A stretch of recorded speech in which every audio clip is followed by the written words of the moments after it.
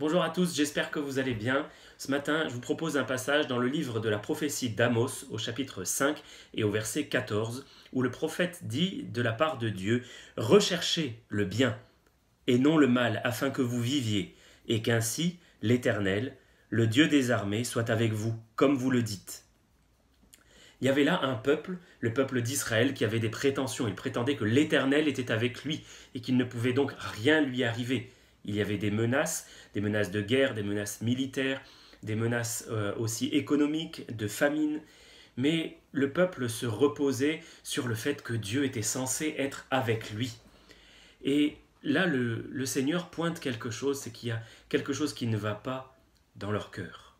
Quelque chose qui montre qu'en réalité Dieu n'est pas avec eux parce que eux ne sont pas avec Dieu.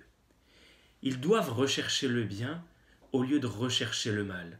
Dieu est en train de pointer du doigt que leur cœur est plutôt incliné vers le mal que vers le bien, que leurs pensées se dirigent vers le mal, que leurs occupations quotidiennes sont plus vers le mal que vers le bien.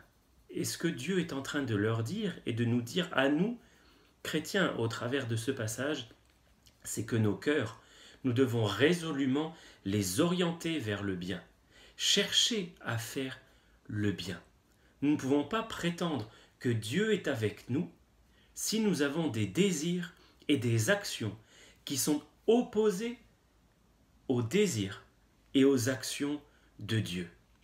On trouve un passage étonnamment similaire dans la deuxième épître aux Corinthiens, au chapitre 13, et le verset 11.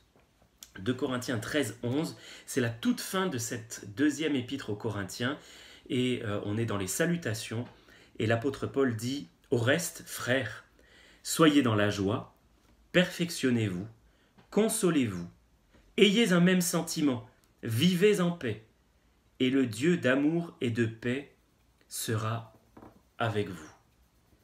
La présence de Dieu dans notre vie, sa présence visible, agissante, elle est conditionnée à l'état de notre cœur et donc à nos actions, parce que nos cœurs vont nous pousser à agir d'une certaine manière.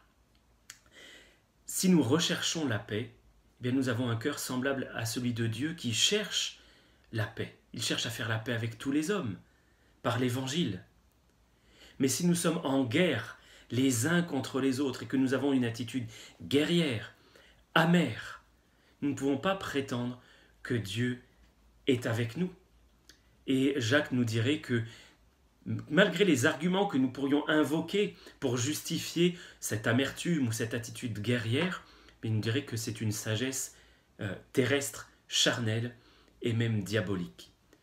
Donc il y a dans ce passage du prophète Amos une invitation pour nous à sonder nos cœurs, à voir dans quelle direction nous allons, nous les dirigeons, parce que nous pouvons diriger nos cœurs vers le bien. C'est l'invitation de ce matin. Rechercher activement ce qui est bien aux yeux de Dieu, ce que Dieu aime, parce que c'est là alors la marque de la présence de Dieu dans notre vie. Je vous souhaite une très bonne journée et une très bonne semaine. Que le Seigneur vous bénisse et à bientôt.